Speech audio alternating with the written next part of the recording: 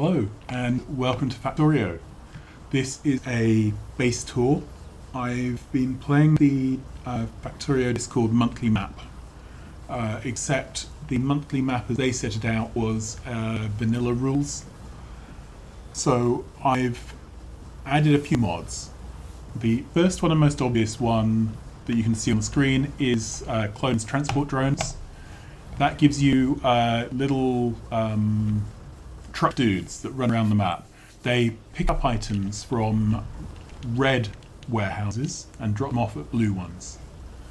And they drive on roads. So I've got this grid pattern, the roads here, and you can see them all beetling around. I really love this mod. It's not for everyone, it's not for all situations, but I do love playing with it, and it's just fun setting out modular builds. The other big mod I've got is the bz overhaul mods. Well, I guess they're not full overhaul, but they add in a bunch of intermediates and materials to basically complicate and enrich the base game recipes.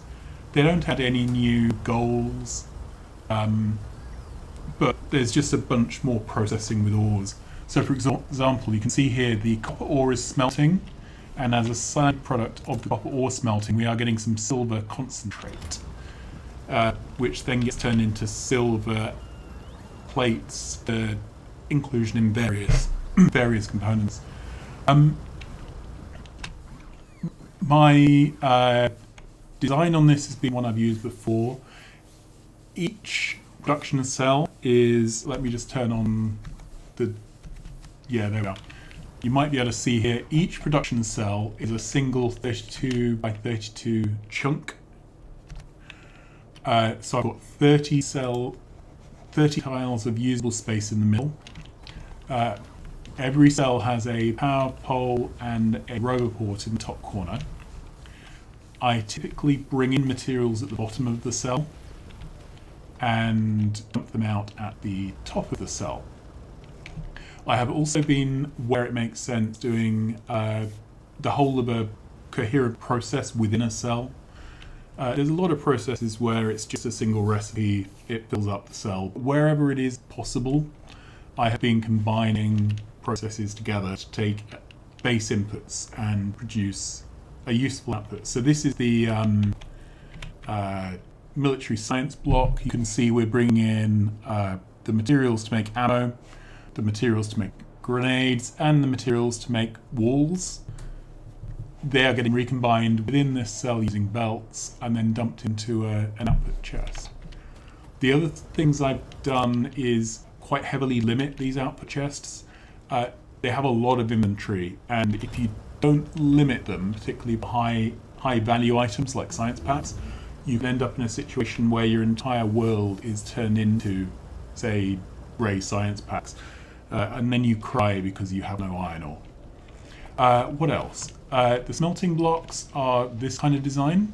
So this is quite a space efficient design. With the extra tiles between the two smelting stacks, it will actually accommodate more complicated smelting recipes where you need more than one fuel and one plate input to smelt. But luckily that wasn't an issue here. So this kind of smelting block is replicated over for all sorts of things. This is the lead one.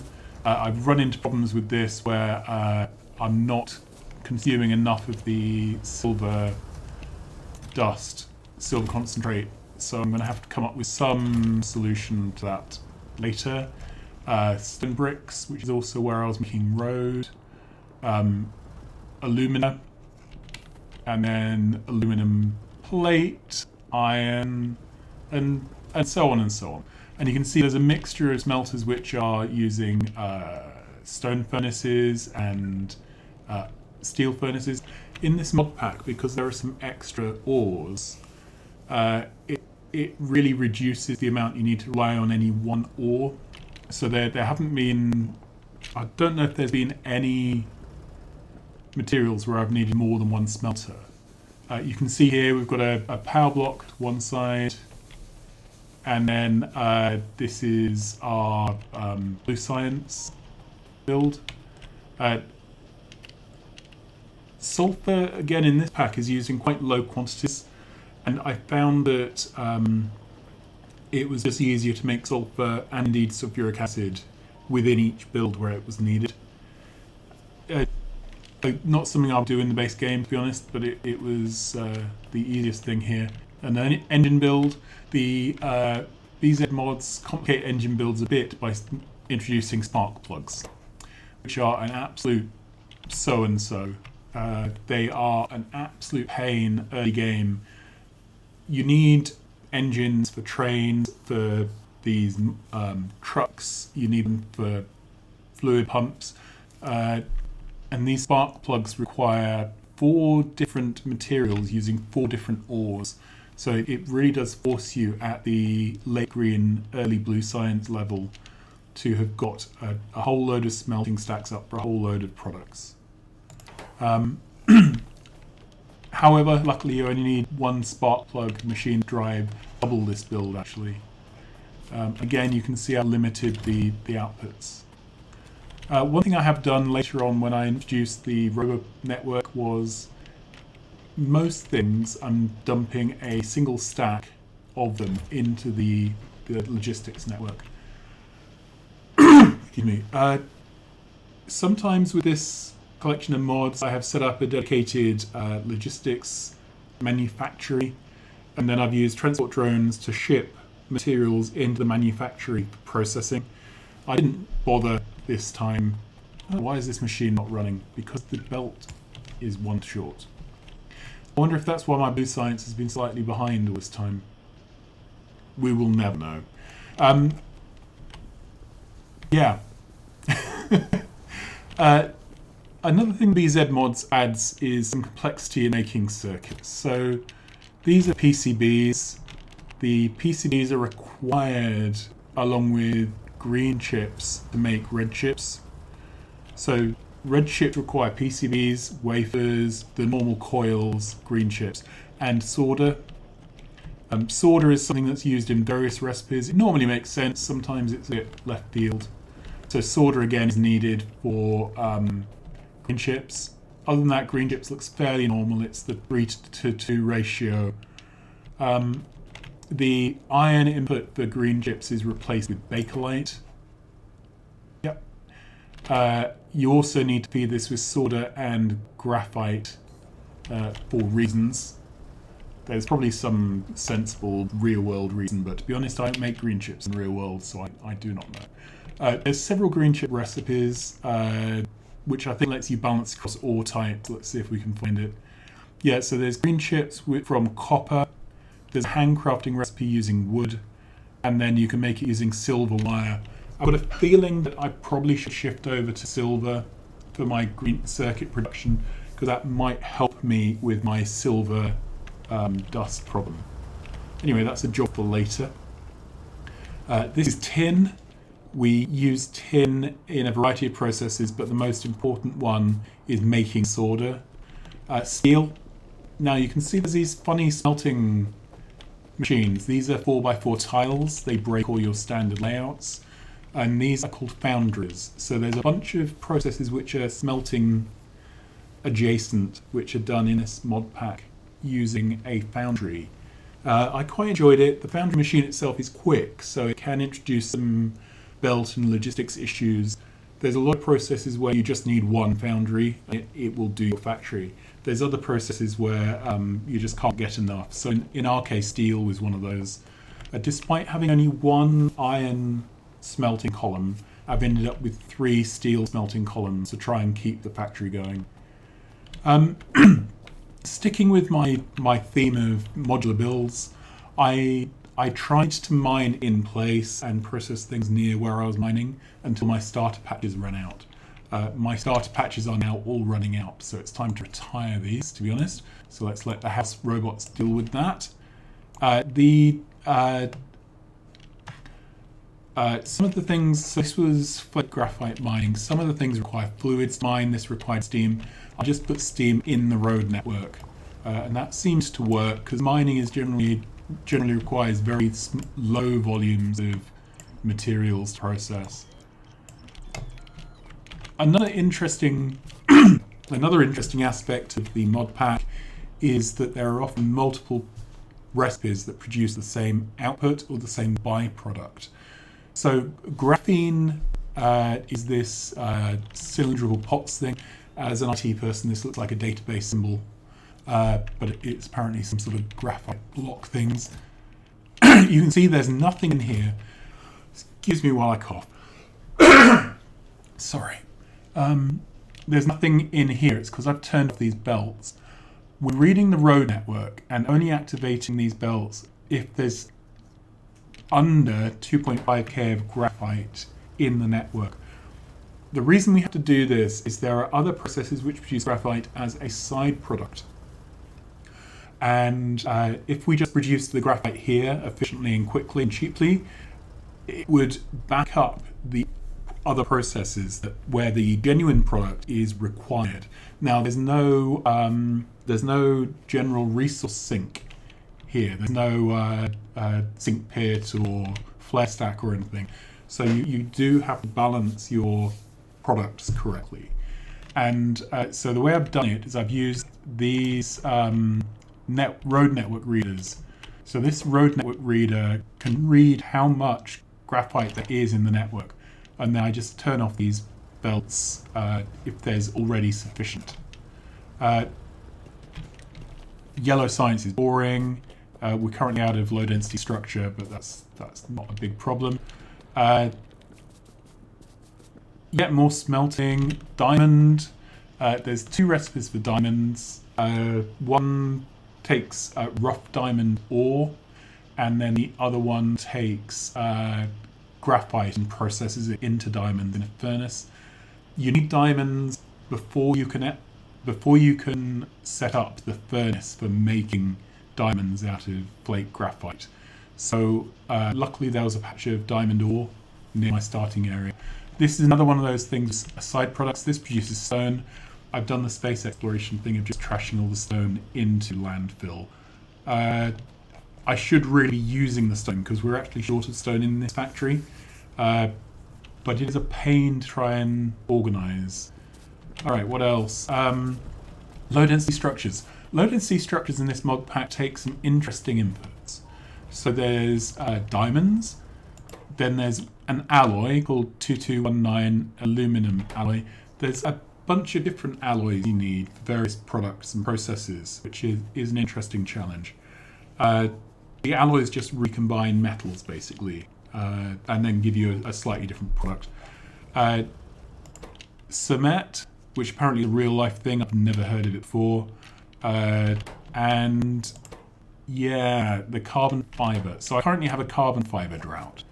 Now, rather than just walking around the factory forever looking at builds, we'll look at a couple of interesting ones on the way. Let's have a look at the map. So you can see there's all these icons, which basically tell me where everything's going on. These are a pain to set up by hand, to actually place down pins. So I haven't. I've used the DisplayPlates mod for that. So if we run over here, here's the purple sign. So I'm making rail in line. You can see there's this display plate. So the item, you choose what you want it to display, and then you set it to map marker. And you can see now that's a map marker. If we get rid of this, map marker gone. So that's just a really convenient way to label these kind of modular factories. There's 3 different sizes of display plate, but I've just been using the smallest one because it fits inside builds. Gold, we all love a bit of gold. This was the most troublesome build of all of them. So this is our blue chips, and you can see we've only got 8 blue chip machines. But it takes all this to build it. Now, I could have done all these in separate builds, and then it probably would have been more compact, but a lot of them are a special purpose. So these are the blue PCB things, main boards. And the main boards are only used in blue circuits, and you only need one of these for a lot of these. So I made it in place. Then there are these CPUs which go on the main board. Again, the CPUs, I don't know if they're used nowhere else, or if they're not used, they might be used in some weird manufacturing, I'm not sure, but they're not used for any rocket or science product, so it just doesn't make sense to make them anywhere else. You can see I've got a problem with these wafers, silicon wafers. There's a root cause to a bunch of production bottlenecks, which is basically I don't have enough oil. That's not something I can address right now, but hopefully we'll be able to. Right, where were we? Oh, here. So let's double check why the production of this stuff is slow. So a lot of these machines aren't running. We're low on plastic. Are we? No. Polyacrylonitrile. Okay, so this is another petroleum byproduct, so that's what we're low on here. There's not a lot we can do about that. This is another resource which is in BZ. It's syngas, or natural gas, is it? Yeah, natural gas. You need it very early on. It's used for bakelite and some other petrochemicals. Then rocket nozzles, they're used for rockets for shooting things, but also used in the rocket. Gyroscopes, MEMS gyroscope is it? They're used in various high-tech components, silver smelting, which we're going to start to sink the silver into circuits soon. Then let's come up here, because this is the fun thing. Yeah, see, nothing is happening here. We just don't have the production chains up properly. Let's head over here. So we are heading up towards the moneymaker. This is our rocket. This will be the first rocket launch of the playthrough. We make our satellites on site. You can see satellites are quite expensive. It's another one of these things with a whole load of inputs. One thing I didn't realize at first, but is obvious in retrospect, is you can use arms to take materials out of these boxes and just put them straight in machines. So here where I'm making a radar, I need some iron, some aluminum coils and aluminum plate, and I'm just using arms to spaghetti the products directly through direct insert. This then needs a whole load of inputs, and I've just surrounded it by belts. Then there's a couple of these inputs which are doubled up for the rocket, but rather than using splitters, I've just brought them in. And we are ready to launch. So let's give this a go. And we will see. Hopefully it launches. Yep, it does. Fingers crossed.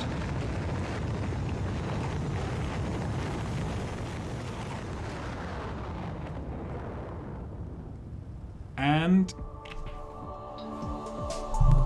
brilliant. So it took me nearly 40 hours to do this playthrough.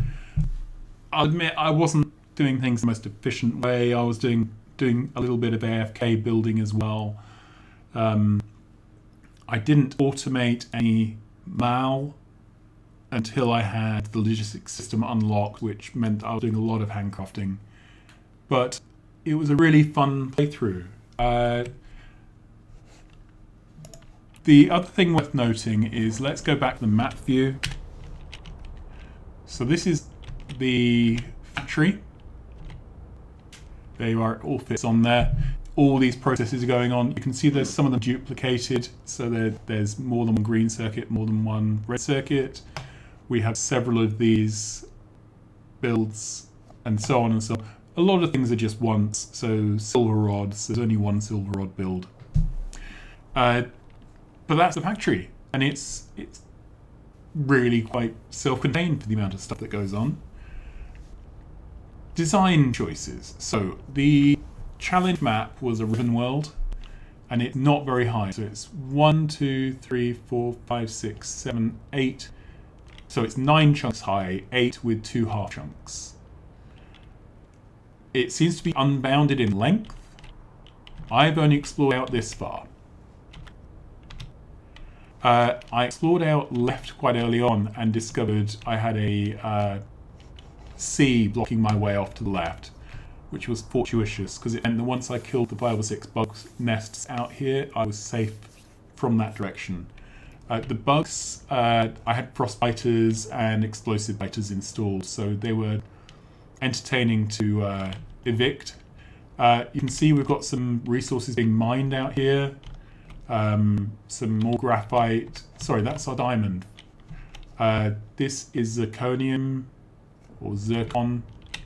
We've got some iron, some stone. And our oil processing is all out here. And you can see these oil wells are working as hard as they can. But this is all the oil I have on the map. So the next step would be to beacon these, see if I can get a bit more out of them. Our coal, aluminum, and you can see this is, yeah, not a lot happening here. Oh, we've got this, let's see if we can get rid of this tiny patch. Okay. So then, out this way, so I've got rich copper. This is another BZ ore type. Rich copper is what you process to get your rare earth metals, so your platinum and palladium and so on. So when you smelt this copper, you get copper plates out, but you get 3 byproducts. So you get some silver, dust, palladium, and platinum, which, being dyslexic, I kept doing palladium and platinum into each other's recipes, which was endless entertainment. And then we have some tin and more coal. Seem to get through a lot of coal in this playthrough. This is more flake graphite. The 2 patches in the starter area ran out quite early. Going further out, we have more gas, which is firstly providing a booster power block. There are these boilers which will run directly off gas, so don't require a solid fuel, which is really nice. And then the excess from there is dumped into the road network. Then out here we've got some plain copper and can't remember what this is. Can't remember which one this is, but it looks like I have just not included a belt here, which is very sad.